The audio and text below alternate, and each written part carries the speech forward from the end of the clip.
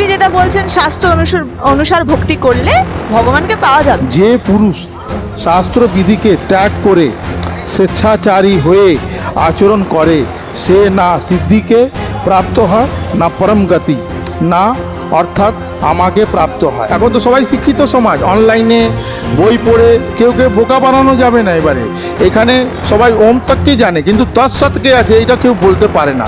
এইটাই হলো, এটা কোড ওয়ার্ড, কিন্তু আসল মন্ত্র সেটা সন্ত রামপালজি মহারাজের এটা দিচ্ছে। নমস্কার বন্ধুরা, স্বাগত জানাই আপনাকে এসএ নিউজ পশ্চিমবঙ্গ চ্যানেলে। আজকে আমরা এসে গেছি গঙ্গাসাগর মেলায় বাবুঘাটে। এখন আমরা দেখতে পাচ্ছেন গেট নাম্বার 3 এর সামনে আছি। এখানটায় সন্ত রামপালজি মহারাজের শিষ্যরাও এসে গেছে পুস্তক সেবা করতে। তো আসুন সন্ত রামপালজি মহারাজের শিষ্যদের সাথে কিছু বার্তালাপ করা যাক এবং জানা যাক গীতাতে কি লেখা আছে। নমস্কার স্যার। নমস্কার, আপনার নাম? আমার নাম আছে রমেশ দাস। আপনি কোথা থেকে এসেছেন? আমি হুগলি ডিস্ট্রিক্ট এসেছি। আপনি হুগলি ডিস্ট্রিক্ট থেকে এত দূরে এসেছেন কি কারণে? আমরা এসেছি সন্ত রামপালজি মহারাজের পুস্তক বিতরণ করতে।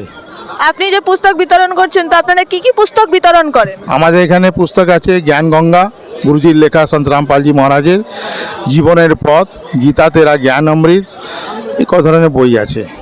আচ্ছা, তো যেমন আপনি বললেন গীতা তেরা জ্ঞান অমৃত বলেও একটা বই আছে, তো গীতা, ওতে কি গীতারই জ্ঞান লেখা আছে? হ্যাঁ, ওটা স্পষ্ট গীতা অনুসারী সব জ্ঞান লেখা আছে, বাইরে কোনো কিছু লেখা নেই। তো আপনি কি একটু আমাদেরকে গীতা থেকে খুলে কিছু প্রমাণ দেখাতে পারবেন? দেখুন, পৃথিবীতে যত গুরু আছে না, সব গীতা খুলছে, কিন্তু গীতা খুললেও ওরা বুঝতে পারছেন না। কিন্তু একমাত্র সন্ত হলো সন্ত রামপালজি মহারাজ, যেটা শাস্ত্র সব সামনে রেখে উনি জ্ঞান দিচ্ছেন, সৎসঙ্গ করছেন। যেটা আমার কাছে দেখুন, এই একটা বই আছে ওনার লেখা, সন্ত রামপালজি মহারাজের বই লেখা, যেটা আছে গীতা তেরা জ্ঞান অমৃত। আপনাকে একটা অধ্যায় শ্লোক দেখাচ্ছি, যেটা গীতাতে লেখা আছে। 23 লেখা আছে, যে পুরুষ শাস্ত্র বিধিকে ত্যাগ করে স্বেচ্ছাচারী হয়ে আচরণ করে সে না সিদ্ধিকে প্রাপ্ত হয় না পরম গতি, না অর্থাৎ আমাকে প্রাপ্ত হয়। এটা বলেছে গীতা জ্ঞানদাতা নিজেই বলছে কি আমাকে শাস্ত্র অনুসারী ভক্তি করলে আমাকে পাওয়া যাবে। আচ্ছা, তো আপনি যেটা বলছেন শাস্ত্র অনুসার ভক্তি করলে ভগবানকে পাওয়া যাবে, তো সন্ত রামপালজি মহারাজদের নাম দীক্ষা দিচ্ছেন, ওনার যে শিষ্যরা, ওনারা কি শাস্ত্রবিধি অনুসারে ভক্তি করছেন? নিশ্চয়ই, ওরা শাস্ত্রবিধি দিয়ে, আগে তো আমরা মনমানি আচরণ করতাম, আগে তো শিক্ষিত সমাজ ছিল না। এখন তো সবাই শিক্ষিত সমাজ, অনলাইনে বই পড়ে কেউ বোকা বানানো যাবে না। এবারে উনি যে বইটা দেখাচ্ছেন ওরাও তো খুলে দেখছে। লক্ষ লক্ষ যে আছে অনেক সব ভক্তি করতো, কিন্তু এনার বই পড়ে লক্ষ লক্ষ ওনার ভগত হয়ে গেছে। তো উনি যে সঠিক ভক্তি দান করছেন সেটার কি প্রুফ আছে? সেটা আমাদের শাস্ত্র আছে, শাস্ত্র অনুসারে উনি দেখাচ্ছেন। হ্যাঁ, এটা দেখো, যেটা এটা এখন তোমাকে দেখালাম ওইটা, আর এইটা দেখো গীতা অধ্যায় 15, এটাও লেখা আছে। তারপর সেই পরমপদ রূপকে, পরমেশ্বরকে উত্তম রূপে অন্বেষণ করতে হবে, যাতে গত পুরুষ আবার সংসারে ফিরে না আসে।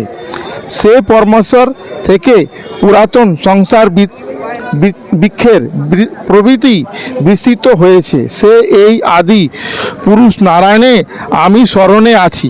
এটা কেন বললো? গীতাতে গীতা জ্ঞানদাতা কি বলছে? আমি সেই আদি নারায়ণের পুরুষের শরণে আছি, গীতাও জ্ঞানদাতা বলছে। তো সেই আদি নারায়ণ কে? সেটা আদি নারায়ণ সন্ত রামপালজি মহারাজে দেখাচ্ছেন, সেই আদি নারায়ণ কে। আচ্ছা আচ্ছা, আমি আপনাকে আরেকটা প্রশ্ন করতে চাই। সন্ত রামপালজি মহারাজ নিজের নামের আগে তত্ত্বদর্শী সন্ত রামপালজি মহারাজ বলে, তো তত্ত্বদর্শী মানে কি আপনারা জানেন? আর সন্ত রামপালজি মহারাজ যে নিজের নামের আগে তত্ত্বদর্শী ব্যবহার করছেন, তো উনি কি তত্ত্বদর্শী যে গুরু, ওটার কি প্রুফ আছে? উনি যা জ্ঞান দিচ্ছেন উনি শাস্ত্র অনুসারী জ্ঞান দিচ্ছেন, যেটা আমাদের গীতাতেও লেখা আছে, যেটা তোমাকে এই মুহূর্তে আমি দেখাচ্ছি। গীতা অধ্যায় 4 শ্লোক নম্বর 32, এই রূপে বহুবিধি যজ্ঞ বেদের বাণীতে বিস্তারিত বলা আছে। সেই সবাইকে শরীর, মন এবং ইন্দ্রিয়গণের ক্রিয়া দ্বারাই নিষ্পন্ন জানা। এই প্রকারের তত্ত্ব জেনে সেই সংসারের বন্ধন থেকে মুক্ত হবে। উনি কি বললেন কি উনি বেদের মাধ্যমেই সেই জ্ঞানকে বুঝতে হবে, আর সে সদর্শী সদ্গুরু রামপালজি জ্ঞান বোঝাবে। যেমন এখানে লেখা আছে দেখো, গীতা অধ্যায় 4 শ্লোক নম্বর 34-এ, সেই জ্ঞানকে তুমি তত্ত্বদর্শী মহাপুরুষ গণের নিকট গিয়ে বুঝে নাও, উত্তম রূপে ষষ্ঠাঙ্গ প্রমাণ সেবা ও অকপটভাবে প্রশ্ন করলে সেই তত্ত্বদর্শী জ্ঞানীজন সেই তত্ত্বজ্ঞানকে উপদেশ দেবেন।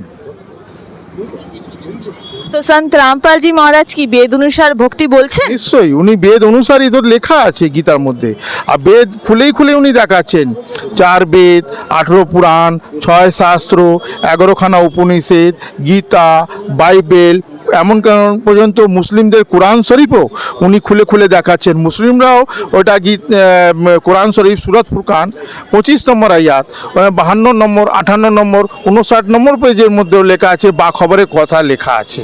আচ্ছা, আমার আর একটা প্রশ্ন, যে সন্ত রামপাল জি মহারাজ নিজেকে যে তত্ত্বদর্শী সন্ত বলেন, ঠিক আছে, উনি যদি তত্ত্বদর্শী সন্ত হন তাহলে নিশ্চয়ই উনি নিজের শিষ্যদেরকে এটা বোধহয় আলাদাই কিছু একটা মন্ত্র দেন নিশ্চয়ই, যেটা অন্য সন্তদের কাছে নেই। কারণ উনি যদি তত্ত্বদর্শী সন্ত হয়ে থাকেন তাহলে কি মন্ত্র প্রদান করেন উনি? দেখুন, এটা গীতা অধ্যায় 17 শ্লোক নম্বর 23-এ লেখা আছে। দেখুন, এখানে 3 মন্ত্রের নাম উচ্চারণ হয়েছে, ওম তৎ সৎ। এই রূপে 3 প্রকারে সচিদানন্দন ব্রহ্মের নাম কথিত হয়েছে। তার দ্বারা সৃষ্টি আদিকালের ব্রাহ্মণ আর বেদ ও যজ্ঞাদি রচয়িতা হয়েছে। তিনি 3 মন্ত্রের নাম দিচ্ছেন, ওম তৎ সৎ। এখানে সবাই ওম তককে জানে, কিন্তু তৎসৎকে আছে এটা কেউ বলতে পারে না। এইটাই হলো, এটা কোড ওয়ার্ড, কিন্তু আসল মন্ত্র সেটা সন্ত রামপালজি মহারাজের এটা দিচ্ছেন। আচ্ছা, সেটা গুরুজি বলবে। ঠিক আছে। তো যেমন কি বন্ধুরা আপনারা দেখতে পাচ্ছেন, সন্ত রামপালজি মহারাজের শিষ্যরা একদম পুরো গীতা খুলে একদম পুরো শ্লোক নম্বর সহিত প্রমাণ দিয়ে দিয়েছে যে সন্ত রামপালজি মহারাজই তত্ত্বদর্শী সন্ত। তো এরকমই খবর পাওয়ার জন্য চোখ রাখুন এসএ নিউজ পশ্চিমবঙ্গে। ধন্যবাদ।